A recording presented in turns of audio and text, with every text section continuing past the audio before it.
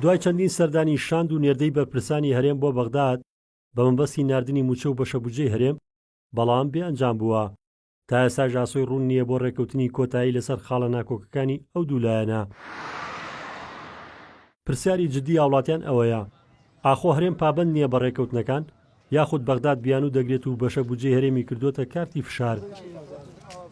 چاودێران ڕای جیاوازیان هەیە و هەندێکیان دەڵێن هەرێم لە کاتی دانوستانەکانی لەسەر یاسای بودجا ورد نەبوون و ئێستا گرفتاری چەند کێشەیەکە، بەتایبەت لەسەر پرسی داهاتی نەوتی و نانەوتیەکەی. بە مطلقی ئەوە نیە بڵین لایەک لەسەر حەقە لایەک ناحەقە.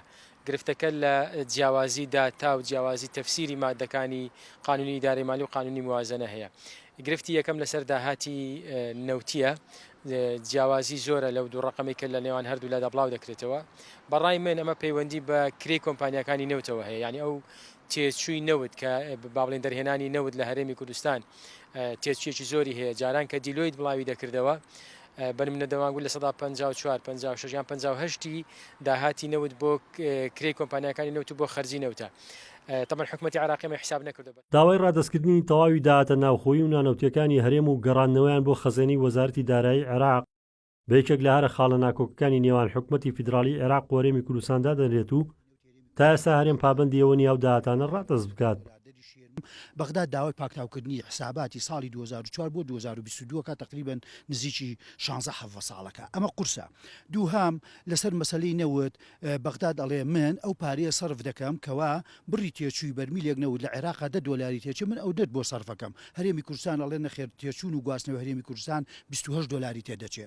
سۆمۆ دەڵێ من نرخی نەوتی هەرێمی کوردستان بە نرخی سۆمۆی خۆم حسابەکەم کە خۆشتان دەزانن نرخی سۆمۆ هەمیشە $10 $15 گرانتر بووە لە نرخی نەوتی هەرێمی کوردستان.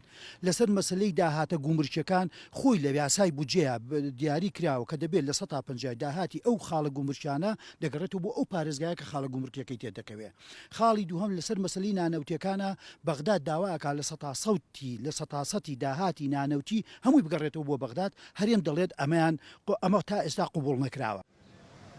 هەموو کێشە سیاسی و دارایەنی نێوان هەولێر و بەغداد ئەنجامەکەی بە زیانی موچەخۆر و هاوڵاتیانی هەرێم شکاوەتەوە و ئێستا کە لە مانگی نۆدان موچەکانی مانگی 7 و 8 ساڵەن وەرنەگرتووە و ئەوەش ڕنگدانەوەی قۆڵی بەسەر دۆخی ژیانی چین و توێژە جیاوازەکانی هەرێمەوە بەجێهێشتووە.